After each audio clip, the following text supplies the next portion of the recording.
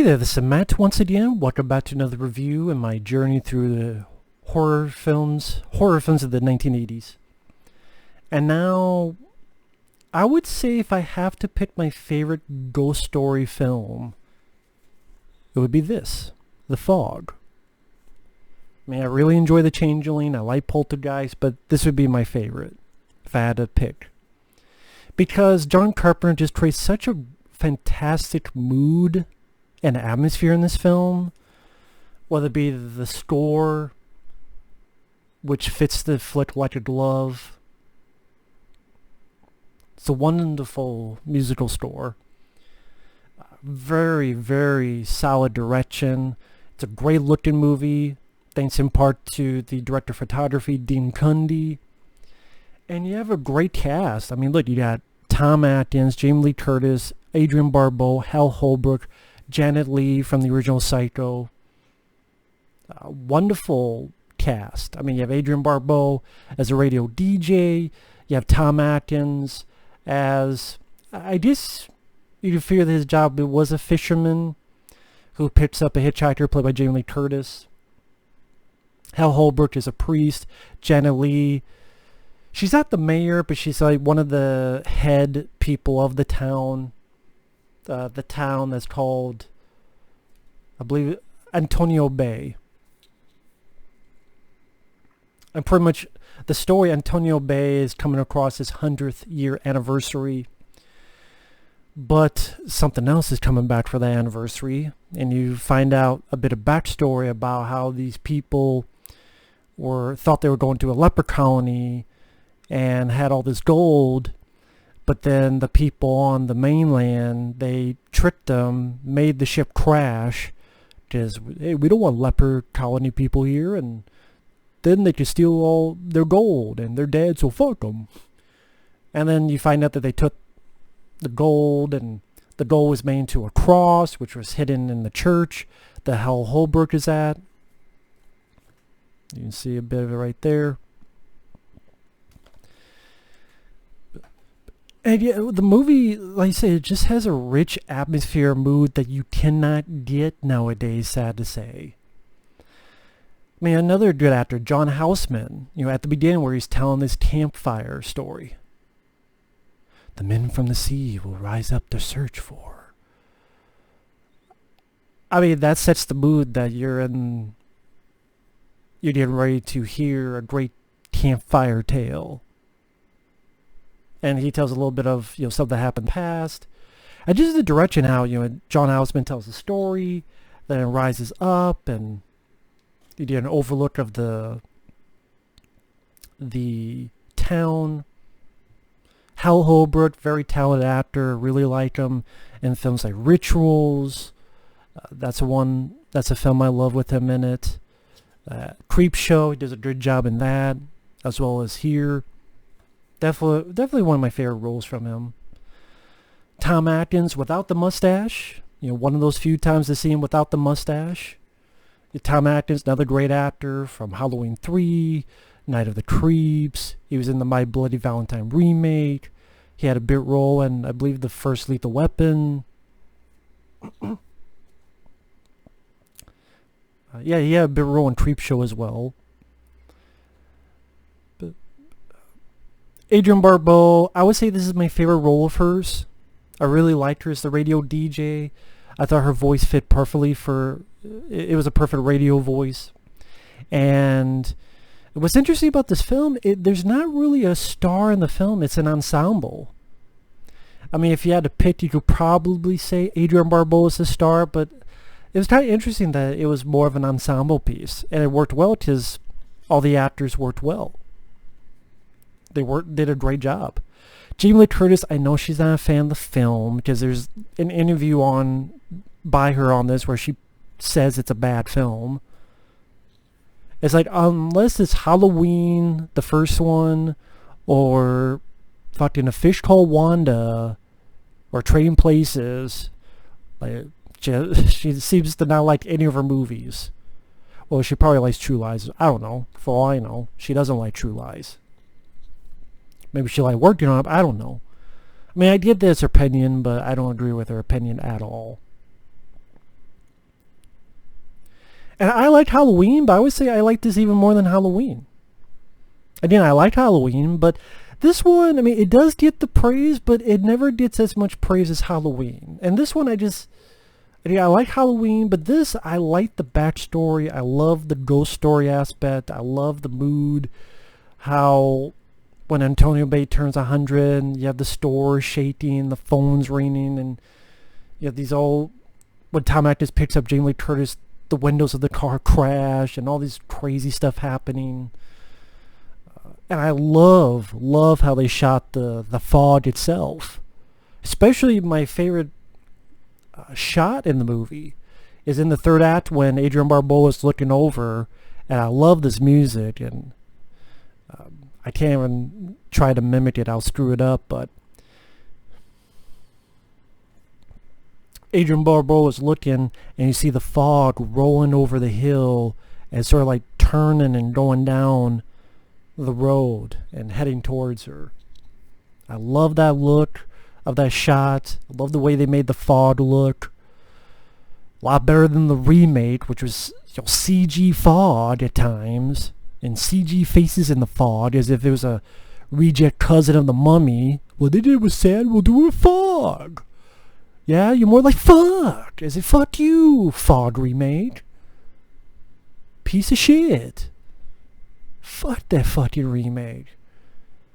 Will you rate on it? One day I'm doing an 80s horror film marathon, and that's in the 80s, thankfully.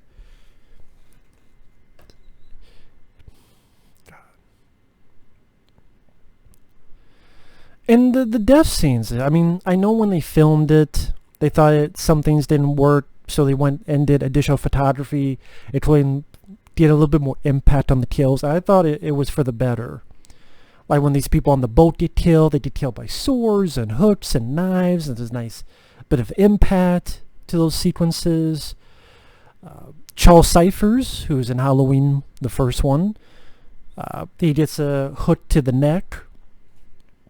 Even the nice old lady who's babysitting Adrienne Barbeau's kid opens the door, and she dies for her stupidity because, I love how, the fog is all across the door, and the figures just emerge from it and take her and grab her down, and you see them, you don't see the impact, but you see them moving down, and they're going to have that old lady's ass. It's your ass, Mrs. Old Woman. I love the look of the glowing fog.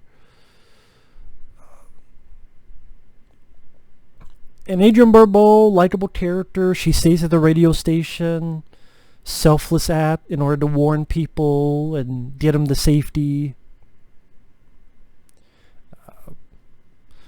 She's holed up in the radio station at this lighthouse.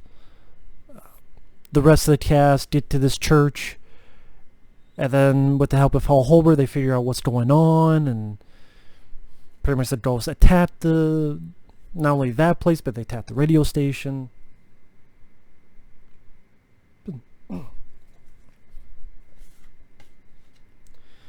Even loved the look of that gold cross. I thought it was a nice little touch.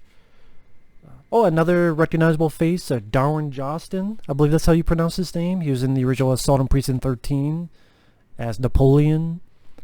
He has a big role here as a doctor. It was nice to see him.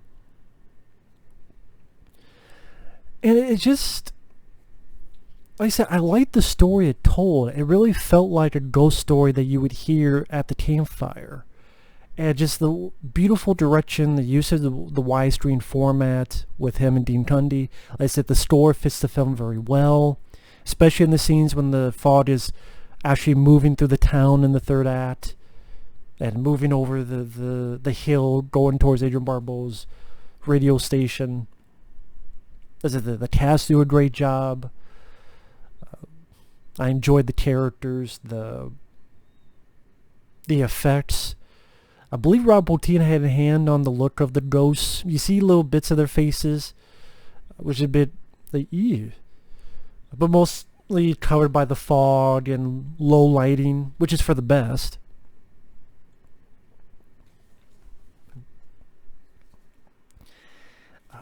And it's a pretty decent Blu-ray. I mean, you got older commentary with John Carpenter and Deborah Hill. May she rest in peace. New audio commentary with Adrienne Barbeau, Tom Atkins, and Tom Lee Wallace. That's a fun commentary. Interview with Jamie Lee Curtis, which honestly I didn't care for. Just unless it's Halloween, she pretty much craps on everything else. She craps on Prime Night. She kind of craps on Terror Train. Halloween 2, like just whatever. The Fog.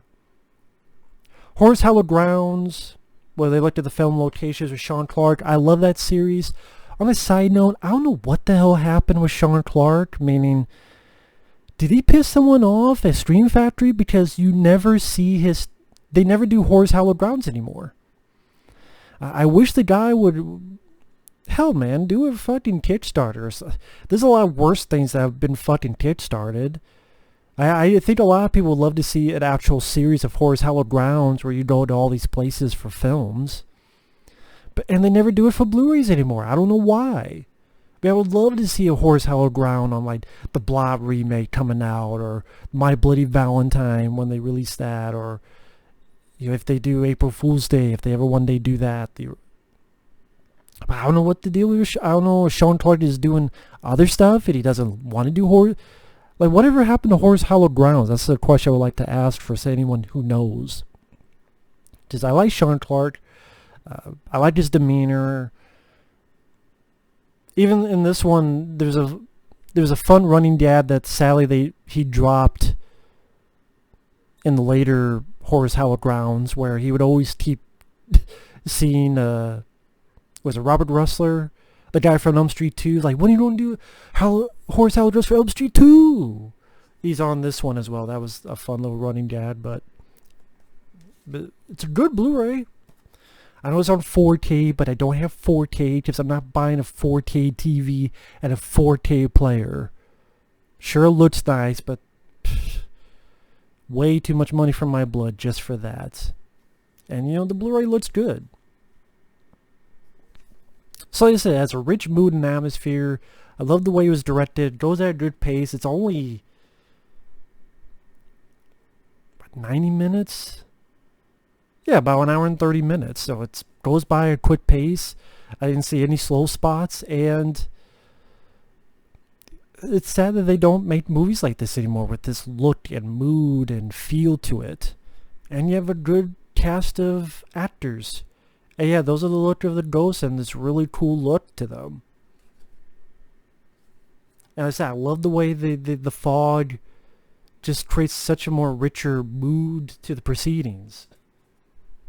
I know I keep using mood and atmosphere, but those are two great things to describe this film. The only nitpick, I don't really get that they give the gold back and then they disappear, but then they come back and kill Hal Holbrook. So I'm like, well, why did you disappear in the first place? I know they say, well, they wanted 6 people to kill 6 people. But it's like, okay, you give the gold back. Why would it stop them for, like, I don't know, enough time for everyone to leave except Hal Holbrook, and then they come back and, I didn't need to see Hal Holbrook. I mean, you don't see Hal Holbrook die technically. But I know that was like Carpenter's way to end the film, but you didn't need to do that. You could have you honestly could have ended the film with Adrienne Barbeau, given the sort of, if you remember the 50s, The Thing, where the guy on the radio is like, keep watching the skies. Adrienne Barbeau kind of does that with, look for the fog. You honestly could have ended with that. And honestly, you know how John Houseman, they have the camera go up, credits? You could have Adrienne Barbeau, look for the fog. Camera goes up, credits. Honestly, you could have done that. You didn't need to kill off Hal Holbrook, which again doesn't make sense in the fact that, yeah, I know they need 6 people to die and there were only 5, but on the flip side, they got the gold, then they disappear and fuck off. What, did they disappear long enough to hump the gold and cream the gold and white filling and we're relaxed, now let's go kill Hal Holbrook and now we can leave. But anyway, That's my only one little nitpick is the final shot. I don't think it was needed. But other than that, plus Hal Holbrook's character did not deserve that. Just my opinion. But overall, great movie. Love this film. Definitely one of my favorite films of the year, 1980. Definitely be in my top 10 favorite John Carpenter films. I think The Fog is a classic. Like I said, if I had to pick my favorite ghost story movie, it would probably be this. But thanks for watching. Take care. And we will see you for another review of another 80s horror film later.